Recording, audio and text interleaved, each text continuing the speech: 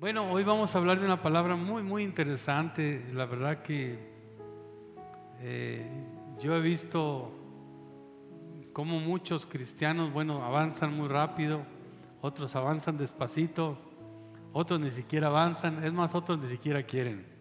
Pero hablo de toda la clase de humanos que hay en la tierra, pero sabemos que Dios tiene un propósito para cada uno, porque la Biblia dice que Él nos creó, Él nos conoce desde antes de la fundación del mundo. Hay un proyecto de Dios para todos nosotros, aun cuando no estábamos en esta tierra, ya había un proyecto, y aún estando ahora en esta tierra, el proyecto se va a realizar por la mano del Señor. Y el tema de hoy que vamos a ver es muy interesante, muy interesante. Quiero que pongan mucha atención. Eso lo vamos a ver tal vez como una, no historia, pero aunque es historia, una enseñanza. Tiene dos aspectos: por qué nosotros estamos como el Efraín en esta tierra y por qué nosotros como el Efraín restaurado debemos hacer lo que Dios nos mandó hacer en la tierra. Y el tema de hoy es el regreso de su pueblo a Dios, o el retorno de su pueblo a Dios. En este caso, lo que nosotros estamos tratando de enseñar a través de la palabra, lo que Dios mostró cuando Cristo vino a la tierra. Jesucristo vino a traer un mensaje muy especial para todos los hombres, y todos los hombres comenzaron a escucharlo, pero a no creerle. La Biblia me enseña que cuando Jesús vino, Él lo declaró, y lo dice en Juan 1, 11 y 12 por ahí. Dice: a los suyos vino y los suyos no le recibieron, a los que recibieron y aceptaron su nombre, Dios les dio potestad de ser hechos hijos de Dios. ¿Cuál es la diferencia entre creer y no creer? El creer es aceptar a Jesús. El no creer es decir, tal vez sea una historia buena, o haya sido un profeta Jesús que ya pasó la historia y eso ya está en la antigüedad. Sin embargo, Cristo es el mismo ayer, hoy y por la eternidad. ¿Lo creen? Vamos a ver la Biblia, vamos a estudiar esta palabra en Juan 4:1. Ahí vamos a empezar en el nombre de Jesús, para ver qué hacía Jesús o cuál era su propósito, sobre todo la búsqueda de la casa perdida de Israel. Y dice así,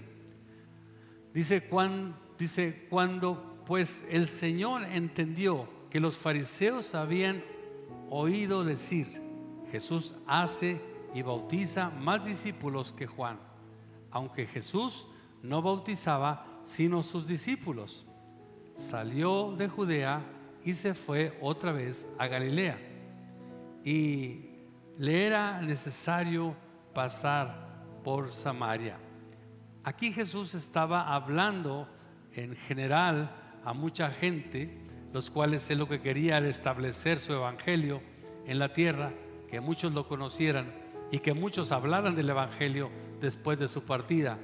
Él no pretendía atraer o impresionar a alguien, sino establecer su reino, en este caso a través del evangelio, y que la gente fuera convertida y salva por Cristo. Jesús hablaba y nos enseñaba muchas cosas. En ese tiempo Jesús había salido de Judea porque pretendía ir a hablar a Galilea, donde había muchos de los cuales fueron dispersados desde el tiempo de Jeroboam, cuando pecó el pueblo. Este mismo pueblo fue disperso y se contaminaron con las naciones, y se le llamó la casa perdida de Israel, o los ebrios de Efraín, o Efraín el perdido, como lo quieras llamar. Fueron los que se dispersaron cuando pecó el pueblo por la idolatría que llevó a cabo Jeroboam y también Roboam. En el caso de las dos naciones, o la nación de Israel, que estaba dividida, estaba Benjamín, estaba Judá en lo que es la parte norte, y estaba arriba Israel, las otras 10 tribus de Israel, las cuales eran gobernadas por Jeroboam, y las otras dos por Rehoboam, hijo de Salomón. Estos dos pretendían llevar al pueblo, pero cada quien a su manera, y eso es lo más difícil y lo más despreciable para Dios. Querer llevar a un pueblo a mi manera, o a la manera que se me ocurre. No debe ser así, sino a la manera de lo que dice la palabra de Dios. Eso es muy importante entenderlo. ¿Por qué Dios nos muestra en esta palabra que Él pretendía ir a Galilea, pero tenía que pasar por Samaria.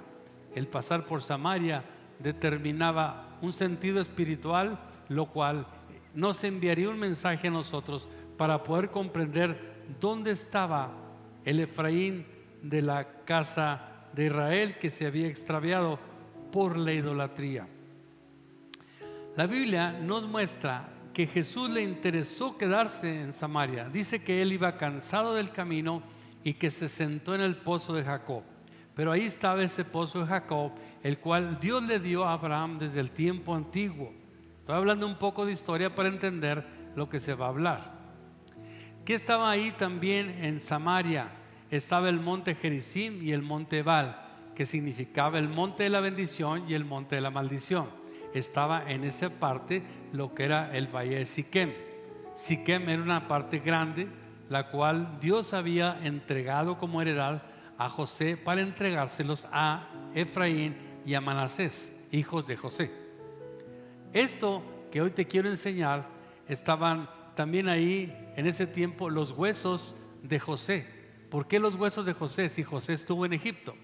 Porque cuando José dio la indicación que cuando saliera el pueblo, si él había muerto, sacaran sus huesos y se los llevaran junto con el pueblo de Israel, y trajeron los huesos de José por más de 40 años hasta que fueron sepultados en el valle de Siquem. Ahí quedaron los huesos de José hasta la fecha.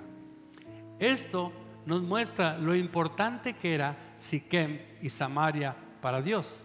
Siquem siendo una ciudad muy antigua, mucho más que Jerusalén, por la razón de que era desde el tiempo de Abraham, que ahí fue donde Dios comenzó a establecer a José, a su pueblo y a todos, principalmente a Efraín y a Manasés, que fue su heredad. Esto que nos habla Dios también nos enseña que ahí estaba la bendición de la heredad de sus hijos. ¿Y qué significa todo esto? ¿Por qué tengo que hablar de esto? Porque Jesús, cuando iba a Galilea, dice la palabra que él se cansó y se sentó en el pozo de Jacob. No se cansó por nada, se cansó con un propósito. Había un propósito, el estar en el pozo de Jacob. Veamos algo muy importante. Cuando Dios hereda a Efraín y a Manasés, ahí estaban precisamente la bendición de todo el mundo. Y yo digo de todo el mundo porque hablamos del Efraín perdido que Dios iba a rescatar. Dice en Génesis 48:19, dice: mas su padre no quiso y dijo: lo sé, hijo mío, lo sé. También él vendrá a ser un pueblo y será también engrandecido, pero su hermano menor será más grande que él, y su descendencia formará multitud de naciones. ¿Qué formará su hermano menor? ¿Multitud de qué? De naciones. Entonces entendemos que el mundo fue formado desde el tiempo de Abraham. Había una profecía donde Efraín sería multiplicado a nivel mundial. Esto quiero que lo entendamos para poder establecer lo que estaremos compartiendo. Aquí me doy cuenta por qué Dios permitió que bendijera Jacob a Efraín y no a Manasés, que era el mayor. No porque se le ocurrió a Jacob bendecir a Efraín, se equivocó, como decía José, no se equivocó. Estaba sentado Jacob, estaba José frente a él, su hijo menor al lado izquierdo, su hijo mayor al lado derecho. La derecha de Jacob le tocaba a Efraín y la izquierda a Manasés. Efraín fue el bendecido por causa de que Dios permitió, no se equivocó. El padre le dijo: no, hijo, no es así, es que tu hijo, el menor, será el que se multiplicará en las naciones. Habló con verdad porque Dios le hizo entender. Efraín significa multiplicación, significa multitud de peces también, y nos da a entender la palabra por qué Efraín fue el hijo que trajo una bendición para las naciones. Hablar de Efraín es hablar de las multitudes sobre esta tierra. Es también hablar y presentar a los hijos perdidos de Israel. Estos serán salvos por Jesús, y esto es lo que nosotros llevaremos a cabo sobre la tierra. ¿Quién eres tú ahorita? Tú eres un Efraín, pero no es un Efraín ya de pecado, un Efraín perdido. Eres un Efraín encontrado por Cristo Jesús. Date la idea de que cuando tú creíste en Jesús, que Jesús te buscó de alguna manera, por algún problema, por alguna enfermedad, por alguna circunstancia, pero llegaste a Cristo al fin, tú fuiste un Efraín afortunado que Jesús rescata para vida eterna, porque no todo el mundo, escúchalo, va a ser salvo, sino aquellos que crean en Jesucristo. La Biblia me enseña esto y quiero mostrártelo en Génesis, cuando lo dice, en Isaías 28:1. Vamos a buscar la palabra ahí. Dice así: ay de la corona de soberbia de los ebrios de Efraín. ¿Cómo le llama a Efraín? Los ebrios. Escúchalo, grábate esta palabra: los ebrios de Efraín. Y de la flor caduca de la hermosura de su gloria, que está sobre la cabeza del valle fértil, de los aturdidos del vino. Esto lo menciona por lo siguiente: ¿por qué Jesucristo tuvo que parar en Samaria y una ciudad cercana que se llama Sicar? Jesús tenía el propósito de llegar primero a donde Dios había prometido la expansión del Efraín a nivel mundial. Llegó a Samaria, la cual, acuérdate, Samaria está en el valle de Siquem. Siquem es la heredad de Efraín y de Manasés. Tenía que ser algo muy importante al haber llegado a Samaria, porque también había gente perdida en Canaán, en Galilea y así en todas las regiones aledañas y lejanas de Israel. Esta palabra que me habla Dios me está comenzando a dar a entender cómo estaba Efraín por causa de la desobediencia de todo lo que pasó con él. En Oseas 8:8 dice la palabra así: devorado será Israel, pronto será entre las naciones como vasija que no se estima. Lo que está diciendo, por no haberme obedecido, por no haber hecho o entendido mi mensaje desde el principio, donde quiera que esté Israel, donde quieras que se encuentre Efraín, va a ser como cualquier cosa. Es más, va a sufrir en la tierra, sino que hasta que llegue conmigo las cosas cambiarán. Habla Jesucristo. En esta parte, cuando dice, porque ellos subieron a Asiria como asno montés para sí solos. Efraín con salario alquiló amantes. Esto de alquilar amantes es algo que no te pertenece. Cuando tú alquilas una cosa, no te pertenece, la tienes por un tiempo, mas no es tuya, es de alguien más. La Biblia me muestra que el mismo Efraín alquiló para él cosas como amantes. Amantes es como algo que está fuera de un matrimonio, alguien que no está dentro de lo legal de Dios. Cuando dice esto la palabra, me está comenzando a formar un Efraín que se perdió, que no hizo la voluntad de Dios, sino se perdió. Sigue diciendo así: aunque alquilen entre las naciones, ahora las juntaré y serán afligidos un poco de tiempo por la carga del rey y de los príncipes. Escucha esto.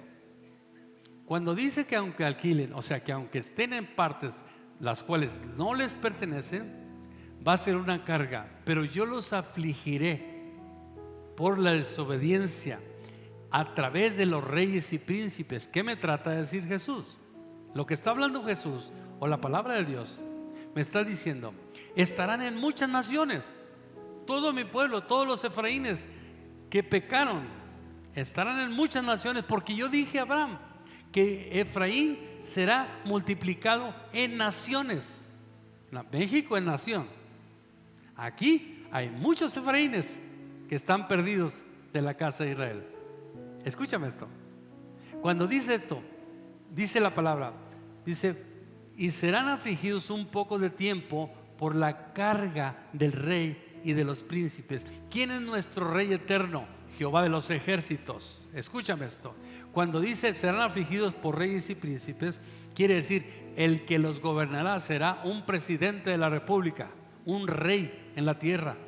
Pero ellos estarán dirigiendo su vida a como ellos piensen, no como yo pienso.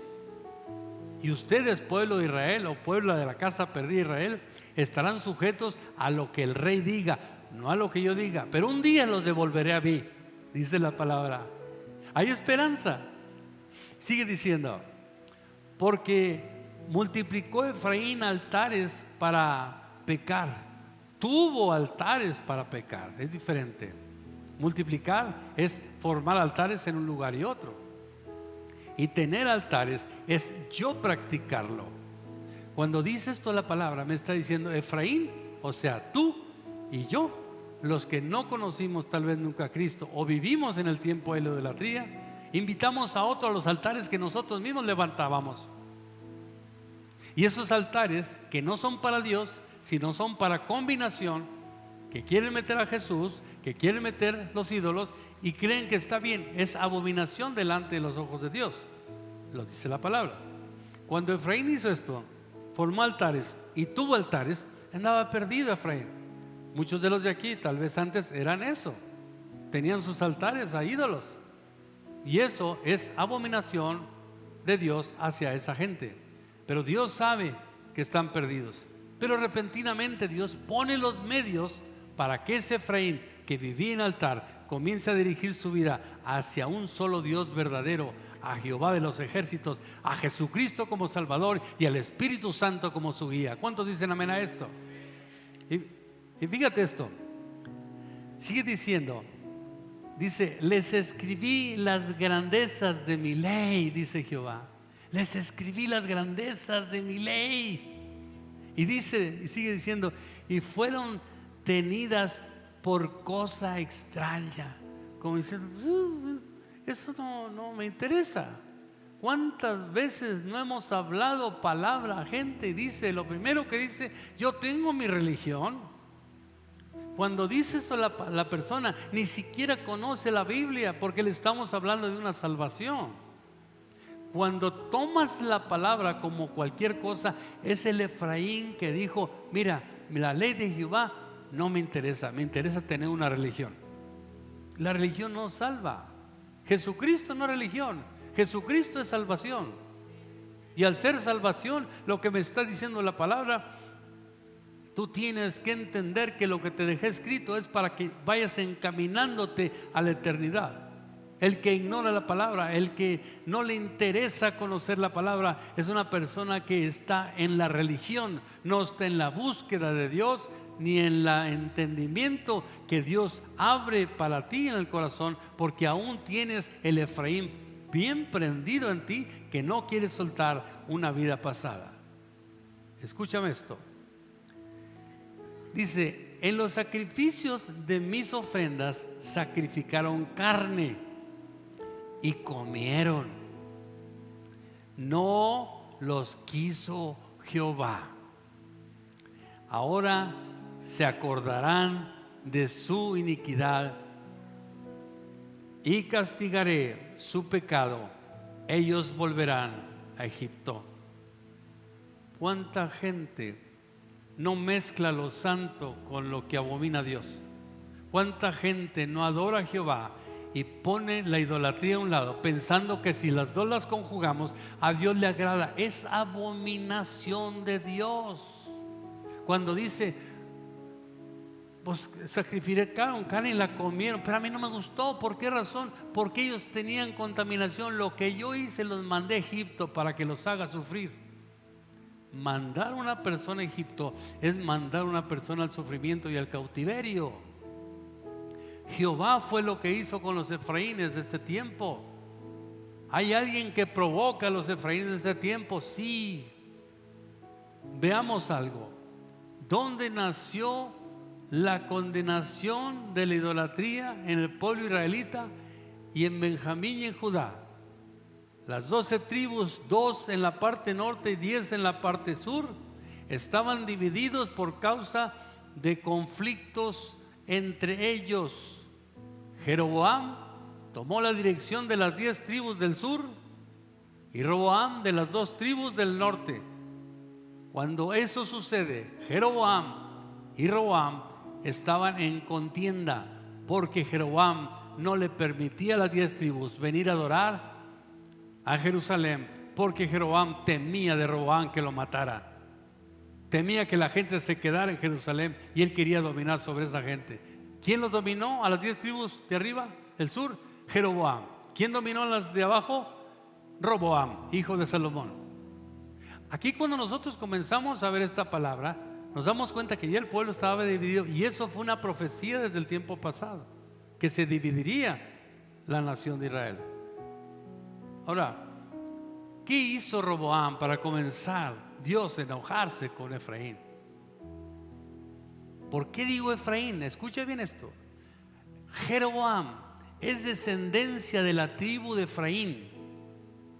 Por eso la descendencia de la tribu de Efraín es bien interesante e importante entender por qué Dios, no que haya permitido, por qué Dios se molestó tanto con Jeroboam, si Efraín multiplicaría la bendición de la ley de Jehová en el mundo. Cuando Jeroboam distorsionó todo, echó a perder el propósito de Dios para todo el mundo en esa multiplicación que tendría en Efraín, ahora la convirtió en grande idolatría a nivel mundial. Veamos 1 Reyes 12:25. Dice así: entonces reedificó Jeroboam a Siquem en el monte de Efraín, escúchalo, y habitó en ella, y saliendo de ahí reedificó a Penuel. Todas estas partes o ciudades las pervirtió Jeroboam a una idolatría que a Dios no le agradaba. Vamos al 28. Dice: y habiendo tenido consejo, hizo el rey 2 becerros de oro y dijo al pueblo: bastante habéis subido a Jerusalén, he aquí tus dioses, oh Israel, los cuales te hicieron subir de la tierra de Egipto. Y puso uno en Betel y otro en Dan. Y esto fue causa de pecado, porque el pueblo iba a adorar adelante de uno hasta Dan, delante de uno hasta Dan. Hizo también cosas sobre los lugares, casas sobre los lugares altos, e hizo sacerdotes de entre el pueblo que no eran de los hijos de Leví. Vamos a ver aquí 2 cosas. Jeroboam puso un becerro en Betel cuando era la casa de luz, y puso uno en Dan. En los 2 lugares bajaban unos aquí y otros iban acá a adorar. ¿Qué adoraban? Becerros de oro. ¿Qué significa eso? Idolatría. Usaron cosas que no son el Dios eterno, porque la Biblia dice: no harás imagen ni semejanza alguna de lo que está arriba en el cielo, ni abajo en la tierra, ni abajo en el mar, ni te inclinarás a ellas. Eso es una ordenanza, un mandamiento de Dios, lo cual lo vino a hacer el pueblo de Israel. Vino a hacerlo a través del tiempo de Jeroboam, pero no se quedó con eso. Dice la palabra que también hizo algo así similar Judá, o bien en el tiempo de Judá también pecó y fornicó y adulteró. ¿Por qué? ¿Qué significa esto? Adulterar no es únicamente en el sentido espiritual, no es acostarte con otro hombre o con otra mujer que no es la tuya. Eso es adulterar en lo físico, pero en lo espiritual es querer tener un ídolo y tener al Señor Jehová. Las personas que viven así son abominación de Dios. Dios la repudia. Dios maldice la 3ª hasta la 4ª generación de los que hacen esto, lo dice la Biblia. Pero el problema es que no están informados porque tienen religión. Cuando una persona que no conoce a Cristo y tú le hablas de Cristo, te dice, yo tengo mi religión. Esa persona no conoce nada de la Biblia. Y esa persona está cautivada por la idolatría.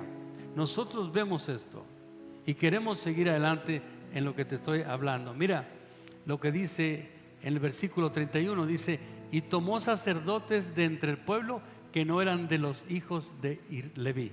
¿Por qué dice esto? Leví era la línea sacerdotal de Israel.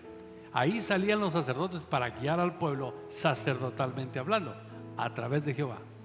Cuando Jeroboam hizo idolatría, le dijo tal vez a Rubén, a ver, de los hijos de Rubén, vengan hombre, levanta un sacerdote aquí. Eso es una tontería que hacían. Era totalmente contrario. Cuando se toma la iglesia como cualquier cosa, que no se hacen las cosas como Dios dijo, a Dios no le agrada eso. Nosotros tenemos que tener una base bíblica para correr el evangelio, no nada más como se nos ocurra. Tenemos que saber que Dios dejó algo establecido y nosotros no podemos desviarnos de ahí. Veamos algo. Jehová les dio carta de divorcio a ellos por causa de ese pecado. Vamos a Jeremías 3:8. Dice la palabra así.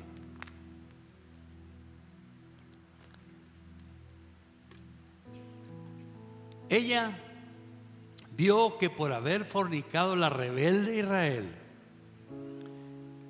yo la había despedido y dado carta de repudio, que es lo mismo que de divorcio, similar.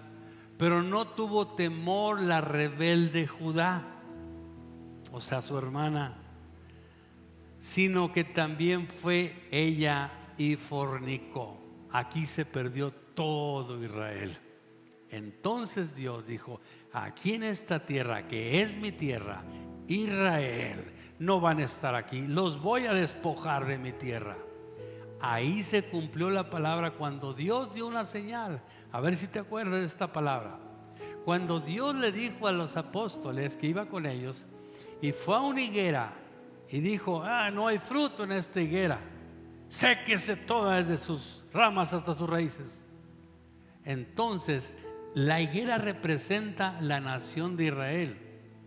Cuando Dios secó a Israel, los dispersó por todo el mundo, tanto a Judá como a Israel.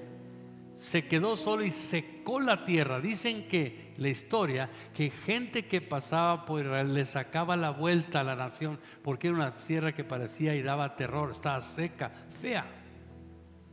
Pero Dios, cuando les dio esa carta de divorcio, no se quedó ahí Dios en eso. Dios dijo, cuando vean reverdecer la higuera, sepan que el verano está cerca, o sea, sepan que está cercana mi venida. ¿Cuándo reverdeció la higuera? El 14 de mayo de 1948, cuando se estableció Israel como nación. Ahí volvió a brotar la higuera. De ahí para acá creció Israel como ninguna nación árabe en todos los tiempos. Es la nación más poderosa de la que tú has visto. ¿Por qué? Porque Dios les dijo que en un tiempo reverdecería la higuera. Mirad y temer ver la higuera cuando reverdece. O sea, fíjense en Israel, cuando pase esto, sepan que mi venida está cerca. Lo que está pasando ahorita, sepan que yo ya voy a venir. A Israel lo van a odiar y lo van a rodear y lo van a querer destruir. ¿Cuántas veces no lo han querido destruir y no han podido? Pero dice la palabra que Israel será afligido. De hecho, le llaman esos 7 años de la gran tribulación la aflicción de Jacob, porque va a ser afligido Israel de una manera extraordinaria por su pecado. Nosotros somos efraínes, sí, restaurados. Somos efraínes que somos gente redimida por una sangre preciosa que se llama Jesucristo. Jesucristo nos enseña algo muy interesante. Ya una vez que Dios dispersó al pueblo sobre todo el mundo, tú dices, pero ¿cómo vinimos a dar acá nosotros, los mexicanos, los americanos, los argentinos, los brasileños?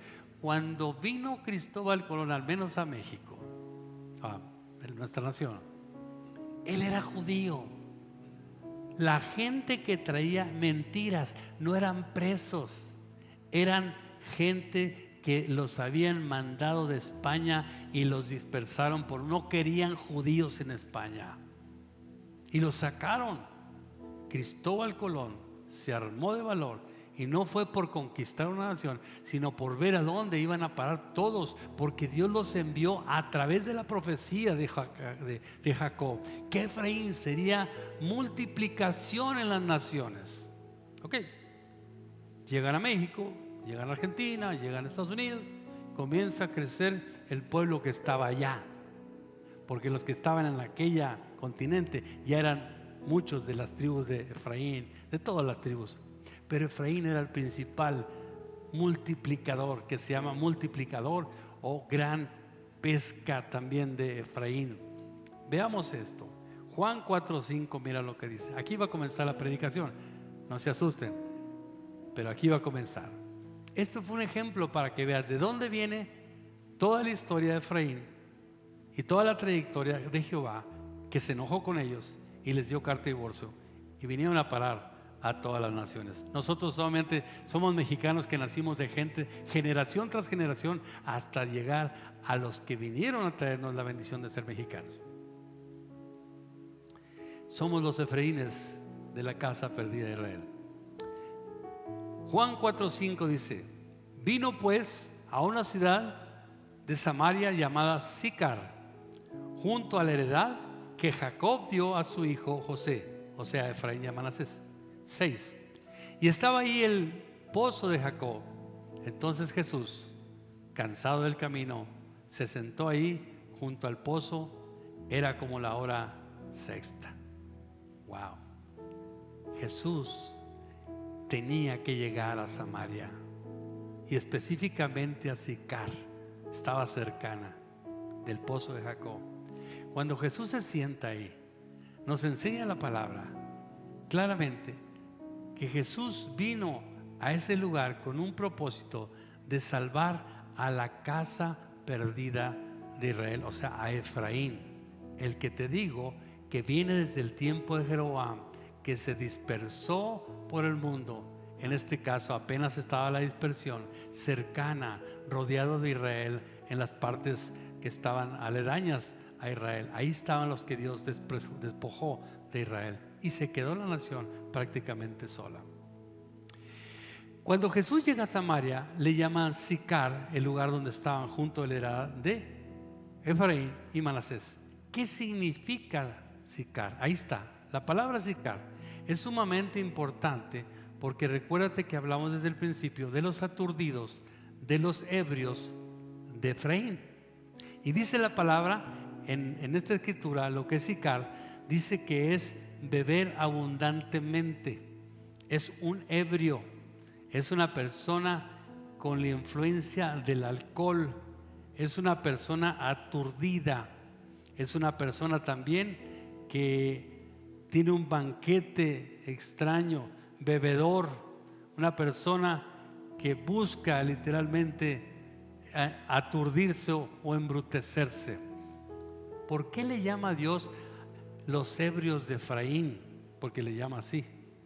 Los ebrios de Efraín significa las personas que se contaminaron con la idolatría de las naciones donde iban siendo cautivos o conquistados, porque Israel fue conquistado por muchas naciones. Hasta el tiempo de Jesucristo, el último que fue Roma. Pero aquí lo que me está enseñando Dios es esto: aquel Efraín que se embruteció, que se embriagó con las naciones, las idolatrías, no era tanto el vino, pero te lo voy a mostrar al final, sino era todo lo que bebieron de las naciones. Ese Efraín se perdió entre el mundo. Pero Dios nos muestra a través de esta palabra la reconquista del pueblo de Dios por medio de Jesucristo. Eso es muy importante. Vamos al 7, a Juan 4:7. Dice así: vino una mujer de Samaria a Sicar a sacar agua. Y Jesús le dijo: dame de beber, pues sus discípulos habían ido a la ciudad a comprar de comer. La mujer samaritana le dijo: ¿cómo tú, siendo judío, me pides a mí de beber, que soy mujer samaritana? Porque judíos y samaritanos no se tratan entre sí. ¿Por qué dice esto? El samaritano es un judío mezclado con otra nación que se contamina. Un judío, si tú te fijas en la televisión o donde vas a un programa de judíos, tienen sus propias colonias, sus propias ciudades. Ellos están muy separados. A nosotros nos llaman perros, a los que no son judíos, a los que son otras personas. Porque Jesús nos muestra en su palabra que cuando fue por la casa perdida de Israel a Canaán, porque ahí también había, dice que vino una mujer y le dijo: Jesús, tengo a mi hijo muy enfermo, yo te pido que lo sanes. Jesús, mira, vino un demonio y le explicó todo. Y dijo: yo no puedo echarle el pan a los perrillos. No le dijo tan feo, ¿verdad? A los perrillos. Y la mujer con su fe dijo: Señor, si aún los perrillos comen las migajas de sus amos, yo te pido que, escúchame. Eso convenció a Jesús porque tuvo fe. Ahí inició la salvación a los gentiles. Entonces Jesús comenzó a voltear, porque dice la Biblia, dice: a lo suyo vino y los suyos no le recibieron. El mundo no conoció que era Dios Jesús, y los judíos no conocieron que Jesús era su Salvador, su Mesías. Entonces Jesús viró toda su mirada y volteó hacia los gentiles, a los samaritanos, a los cananeos, a los de Galilea y a todos los que estaban cercanos. Comenzó a rescatar a la casa perdida de Israel. Esta escritura me dice algo muy importante. Los samaritanos eran gentiles, mezcla de judíos con samaritanos o con gente de otra nación. Veamos lo que sigue diciendo. Respondió Jesús y le dijo: si conoces el don de Dios y quién es el que te dice dame de beber, tú le pedirías y él te daría agua viva. Recuerda que en Efesios 2:8 nos dice que la salvación es don de Dios. Por eso Jesús le dijo: si supieras que esto es don de Dios, o sea, te traigo salvación a tu vida, te traigo libertad a tu vida. Luego dice la palabra, dice: ¿y quién es el que te dice dame de beber? No reconoció que era Jesús. Pero hay cosas muy importantes que comenzaban a suceder. Veamos la muestra de esa agua de vida. En Juan 4:11 dice la palabra así: la mujer dijo: Señor, no tengo con qué sacarla y el pozo es hondo. ¿De dónde pues tienes el agua viva? ¿Acaso eres tú mayor que nuestros padres Jacob, que nos dio este pozo, del cual bebieron él, sus hijos y sus ganados? Respondió Jesús y le dijo: cualquiera que bebiere de esta agua volverá a tener sed, mas el que bebiere del agua que yo le daré no tendrá sed jamás, sino que el agua que yo le daré será en él una fuente de agua que salta para vida eterna. La mujer le dijo: Señor, dame esa agua para que yo no tenga sed ni venga aquí a sacarla. Cosas muy importantes. Cuando Jesús le habla y le dice en el 14: mas el que bebiere de esta agua, dice, que yo le daré, no tendrá sed jamás, y será una fuente que salte para vida eterna. ¿Qué me habla Dios aquí? Cuando yo vine a Cristo, Él me dio a mí agua, te dio agua a ti, y cuando te dio esa agua, te regaló una fuente, porque tú clamas a Dios y ahí brote el agua inmediatamente, porque te dijo: será una fuente que salte para vida eterna. Fuente significa también un manantial, y cuando tú tienes ese manantial de Jesús en ti, ya no tendrás sed, porque el agua va en ti. Dios lo que trataba de decir a la samaritana es que tú tienes que beber del agua que yo te doy, porque entonces tú no tendrás sed. Tú bebiste del agua de Cristo. Tu alma estaba triste, tu alma estaba afligida. Cuando Cristo vino a tu vida, Él llenó tu corazón de esa fuente de agua que salta para vida eterna, Y entonces la mujer le dijo: Señor, pues dame esa agua para no venir a sacarla de este pozo. Ella estaba hablando humanamente, Jesús le estaba hablando espiritualmente. Sin embargo, captó el mensaje de que Jesús era el agua de vida. Y veamos una cosa. La Biblia me dice, en la Escritura, en Zacarías 12:1, nos habla lo que dice la Escritura, que por qué vinieron esos manantiales que Jesús le ofreció a la mujer samaritana. Dice en Zacarías 12:1, dice: en aquel tiempo habrá un manantial abierto. ¿Quién es el manantial abierto para ti ahorita? Jesús. Pero ya me dio ese manantial a mí, porque creo en Él. Entonces, cuando yo tengo ese manantial, dice: en aquel tiempo habrá un manantial abierto para la casa de David y para los habitantes de Jerusalén. Aquí habla del Israel completo, tanto Judá como Israel, para la purificación del pecado y de la inmundicia. ¿Quién trajo ese manantial? Jesucristo. Entonces tú y yo, al momento de creer en Jesús, al momento de seguir sus pasos, nosotros tenemos agua de vida. ¿Será el agua de vida únicamente para mí o será para derramarla sobre otros? Es para dárselas a otros. ¿Sabes quiénes somos nosotros? Nosotros somos las extensiones del reino de Dios en la tierra, para hablarles a los efraínes perdidos de la casa de Israel, que aún no llegan como tú estás. Tú puedes tener un Efraín a tu lado, tu mamá, tu papá, tus tíos, tus hijos, que todavía están perdidos y que no les habías hablado de Cristo, porque tú ya te sentías la mujer o el hombre que estabas feliz porque estabas en Cristo, aunque mis hijos estaban perdidos. No debe ser así. Jesús nos muestra con la mujer samaritana lo que hizo esa mujer. Tú y yo somos los efraínes redimidos, pero ahora hay una casa perdida que tenemos que ir por ella. El mensaje de esta palabra no es tanto la historia, sino es el ejemplo que nos dejó Jesús con una mujer adúltera llamada samaritana. Fíjate en algo, sigue diciendo la palabra. Dice en Zacarías 13:2, dice: y en aquel día, dice Jehová de los ejércitos, quitaré de la tierra los nombres de las imágenes y nunca más serán recordados, y también haré cortar de la tierra a los profetas y al espíritu de inmundicia. ¿Cuáles profetas está hablando que va a quitar? A los que te dicen: adoren de esta manera, se puede, no hay ningún problema. Profeta falso, profeta que impulse la idolatría, profeta que impulsa a que la gente se pierda, que sigan los efraínes atrapados en la idolatría. La Biblia dice que ese espíritu de inmundicia Dios lo va a destruir, que a ese profeta que te incita a ser idólatra lo va a destruir. Dios no quiere idólatras, quiere gente que solamente fije sus ojos en Él. La Biblia lo dice, que nosotros tenemos que tener un solo Dios, porque hay un solo Dios y un solo mediador entre Dios y los hombres, Jesucristo hombre. No hay mediadoras ni nada de eso.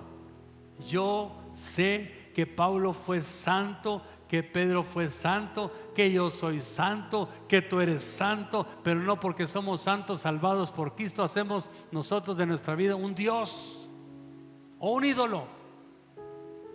Yo no puedo tener un ídolo, mucho menos que fue un humano.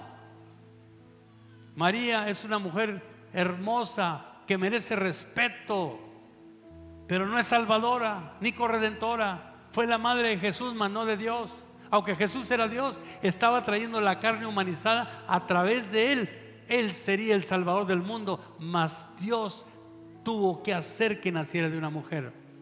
María es únicamente el vaso perfecto para que Jesucristo naciera. Cuando todo esto se ha distorsionado y cuando han dicho que eso está correcto, ese profeta será castigado por Dios. Y la gente que lo sigue y que esa gente hace lo mismo que le indican, esa gente también será condenada, porque Dios dijo y claramente lo habló, que Él no acepta sacrificios combinados con idolatría. No es lo mismo tener un solo Dios verdadero, como dice la palabra, a decir, aquí pongo a Juan, aquí pongo al otro y a Jehová. Eso no te lo agrada a Dios. Por eso dice, ustedes sacrificaron carne y la comieron, pero a mí no me agradó, porque también sacrificaron a ídolos junto con mi nombre. Cuando yo fui al Líbano, estuve en una parte que se llama Baalbek. Baalbek significa, Baal significa Dios, y hay multitud de dioses ahí. En esa parte había más de 350 dioses de esa parte de los sirios. Y había una pequeña, pero estaba un poco más grande que todas, que decía, este niño es para el Dios no conocido, es Jehová de los ejércitos. Imagínate tenerlo entre tanto ídolo. No, a Jehová no le gusta eso. Todos los altares que se levanten para querer llegar a Dios es el mismo diablo. Usted está hincado operando con el diablo, porque la Biblia dice en Apocalipsis 9:20 que detrás de cada ídolo hay un demonio, y cuando usted se hinca ante los ídolos, al demonio está adorando. Efraínes de este tiempo, hay que ir por ellos, porque están adorando demonios.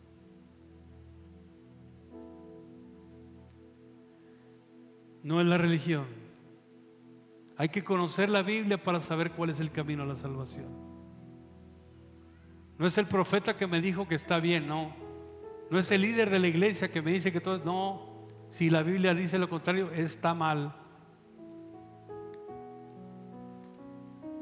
No estoy peleando con ninguna iglesia, estoy peleando más que todo con obtener la verdad para la gente que está perdida. Jesús nos mostró con la mujer samaritana. Sigamos adelante. En Juan 4:16 dice así: Jesús le dijo, ve, llama a tu marido y ven acá. Eso le dijo a la mujer samaritana. Respondió la mujer y dijo, no tengo marido. Jesús le dijo, bien has dicho, no tengo marido. Porque 5 maridos has tenido y el que ahora tienes no es tu marido.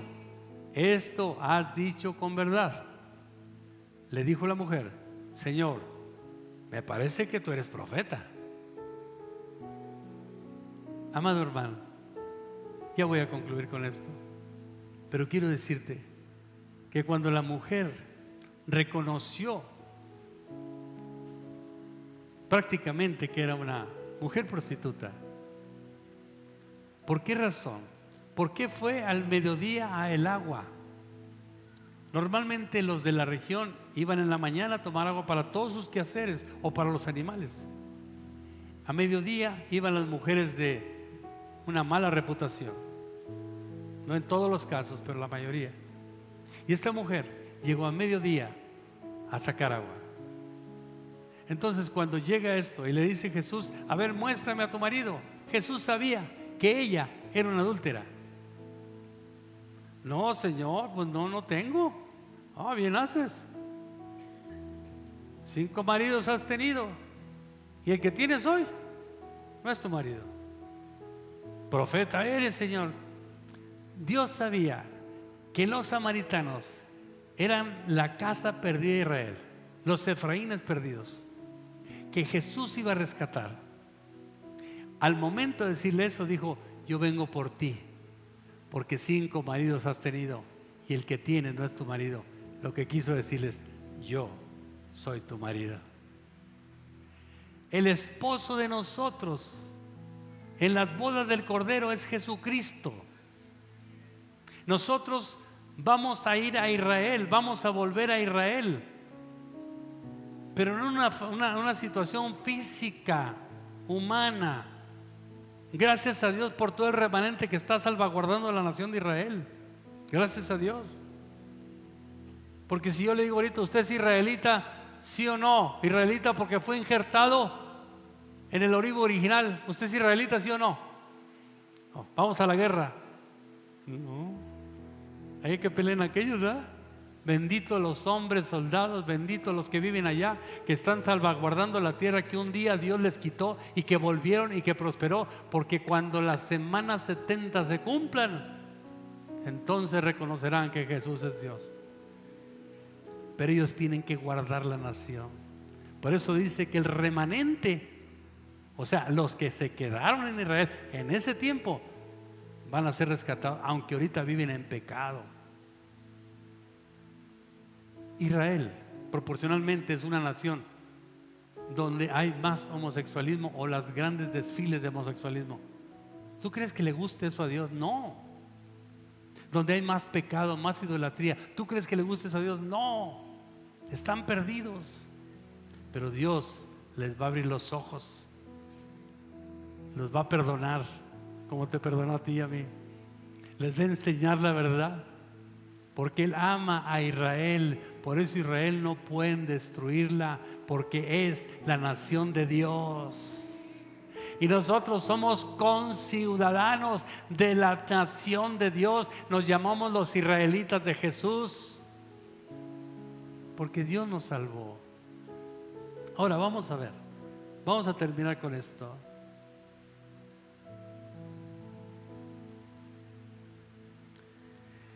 ¿Qué significa tener 5 maridos? Israel, lo que sucedió con Israel desde un principio hasta la fecha, ha sido muy asediada porque quieren destruir la nación esa o acabar con los judíos. Pero nunca van a poder porque Dios los protege. Aunque mueran muchos, nacen muchos. Nunca va a acabarse esta nación. Aunque quieran destruirla como bomba atómica, Dios sacará los mejores instrumentos para destruir al enemigo. Sin embargo, desde el tiempo de David, del reinado de David, el rey de Judá hizo capital a Jerusalén. Y Jerusalén es muy codiciada. ¿Por qué? No por el diablo, sino el diablo quiere acabar con ella, porque sabe el diablo que Jerusalén se determina como casa de paz o ciudad de paz, cuando ni siquiera hay paz. Entonces Satanás quiere acabar con todo lo que Dios quiso establecer, o establece, en la tierra. Y comenzó todo esto y han sido dominados por muchas naciones por su desobediencia. La primera nación que fue dominado Israel fue Egipto. Por el hambre que tenían fueron a parar a Egipto. José estaba como segundo del rey o del faraón. Y José les dio el alimento, se quedaron a vivir ahí, les dieron tierra y ahí vivieron con ellos. Y comenzaron a tomar costumbres de los egipcios y ahí comenzaron a dominar a Israel a través de las costumbres de los egipcios. Ese fue su primer marido. Y comenzó todo esto y comenzaron entonces en el tiempo más adelante los asirios tomaron control de Israel y ellos comenzaron a hacer todo lo que los asirios hacían, comenzaron a copiarles porque estaban dominados por ellos. Y ese fue su segundo marido. Y sigue la Biblia diciendo que después fueron los babilónicos, hasta se los llevaron al exilio de Jerusalén y lloraban por estar allá, querían estar en Jerusalén.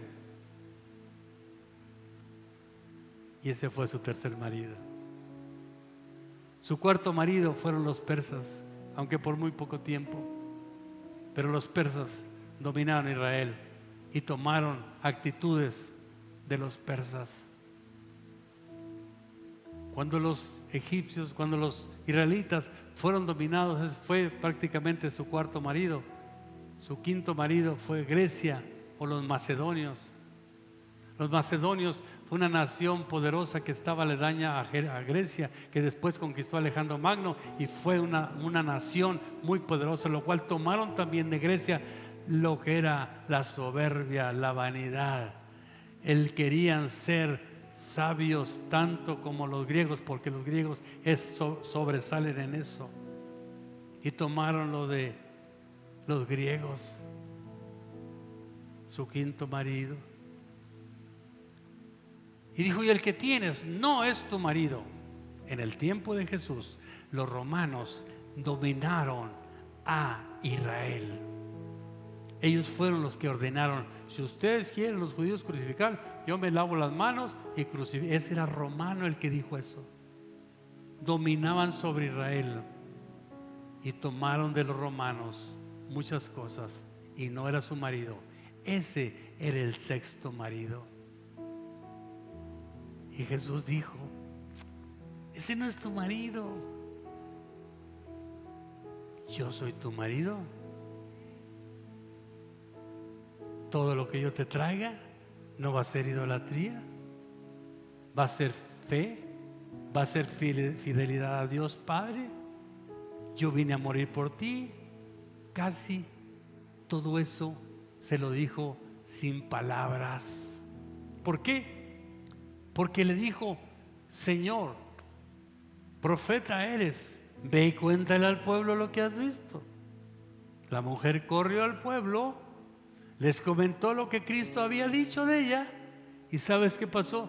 Todo el pueblo se convirtió a Cristo por una mujer que entendió el evangelio y que se salió de la idolatría y dejó de pecar, dejó de ser adúltera. ¿Por qué adúltera? Una persona que tiene varios dioses o varios santitos o varias cosas como esas y adora a Jehová y esos santitos, es adúltero, espiritualmente hablando.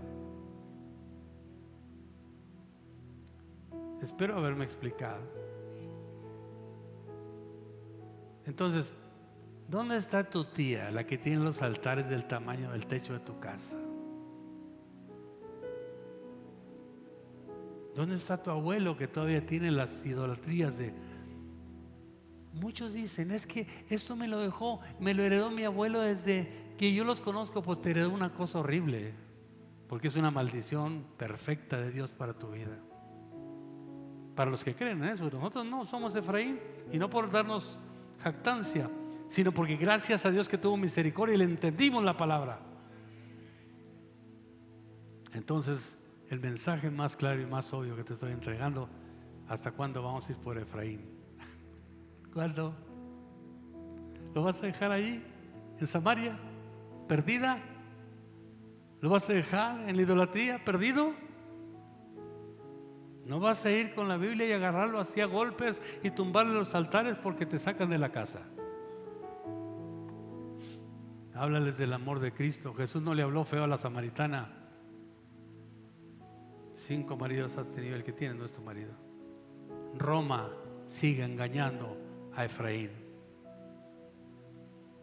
Roma sigue engañando a Efraín. ¿Escuchaste? No quiero ser tan directo, pero Roma sigue engañando a Efraín. Adoren esto, hagan esto. Mentira del diablo por un profeta mentiroso. El único Dios verdadero de nuestras vidas es Jehová de los ejércitos. El único Salvador de nuestras vidas por causa de su sangre se llama Jesucristo. El único mensajero de Dios se llama Espíritu Santo.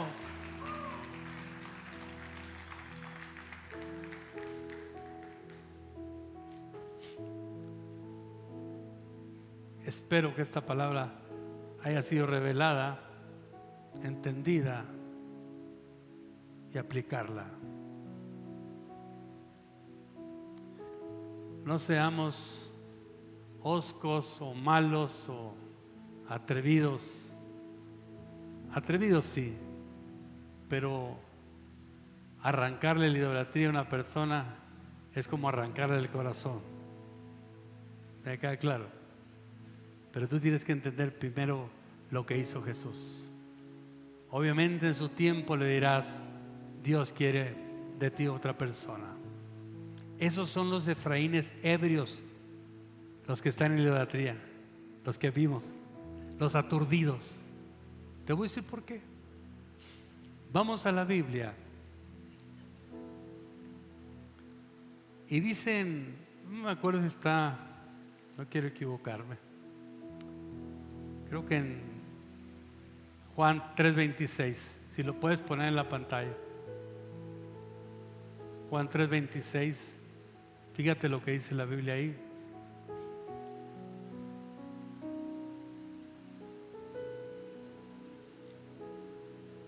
¿Qué dice?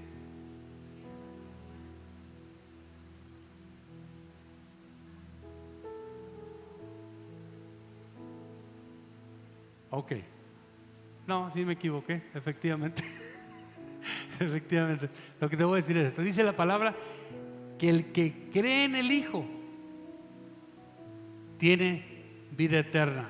El que no cree en el Hijo no tiene vida eterna. Entonces, si queremos que mi papá y mi mamá se salven, tienen que creer únicamente en Jesús, porque hay un solo Dios y un solo mediador entre Dios y los hombres, Jesucristo hombre. Mediador también es intercesor.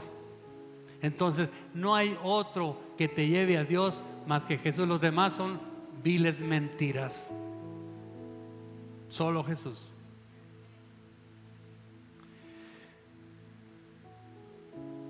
Quiero decirte, ya terminé, pero quiero decirte algo.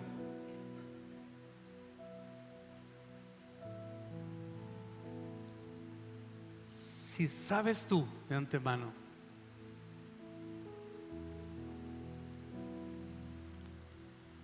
que tu familia está en el error, que es un Efraín todavía ebrio o aturdido por la idolatría, ¿quién le va a decir eso? Si Jesús me dio la muestra en el pozo de Jacob con la samaritana y le dijo a la samaritana: todo lo demás es mentira, lo que te enseñaron las naciones esas, lo que te enseñaron tus esposos mentirosos es mentira, ahora cree en el agua de vida que yo te doy. ¿Cómo llegaste tú a Cristo? Unos llegaron con golpes, con enfermedades, con tristezas, con situaciones que tú dices, ¿por qué me tocó esto a mí? La Biblia nos enseña claramente que Dios dice así: todo lo que le pasa a los hijos de Dios es para bien. Escucha, a veces dices, si todavía no soy hijo de Dios, todavía soy Efraín. No, pero está preparando tu camino para que llegues a la redención. Sufriste, pasaste aprietos, pero llegaste a Cristo. Aleluya, aleluya. Y cuando llegaste a Cristo, Jesús te abrazó. ¿Quién es Efraín? Escucha, cuando el Padre nos habla del hijo pródigo, el hijo pródigo es Efraín. Dice que se fue a malgastar todos sus bienes. Así sucedió el Efraín idólatra. Se fue a las naciones y se perdió. Pero tú eras uno de ellos. Pero el Padre siempre estuvo con la esperanza de que viniera Efraín a la casa. Y dice que volteaba por su palacio a ver si llega mi hijo de nuevo. Y Dios, en su amor y su misericordia, lo vio que venía. Y no dice que Efraín vino con pena, venía arrepentido, como tú llegaste un día a Dios. Y Dios no te dijo, ¿por qué hiciste eso? No te va a condenar por lo que hiciste, te va a perdonar por lo que hiciste. Y Efraín llegó, él dijo: Padre, he pecado contra el cielo y contra ti.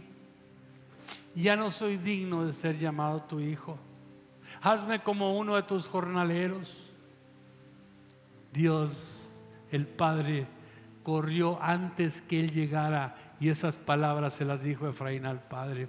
Lo abrazó y lo besó y ordenó que le cambiaran la ropa, el calzado, le puso un anillo, hizo fiesta. Entonces el Efraín que está esperando a Dios de tu familia, lo va a recibir Dios igual y le va a decir: ven, hijo, yo te amo, te abrazo, te beso porque te estaba esperando.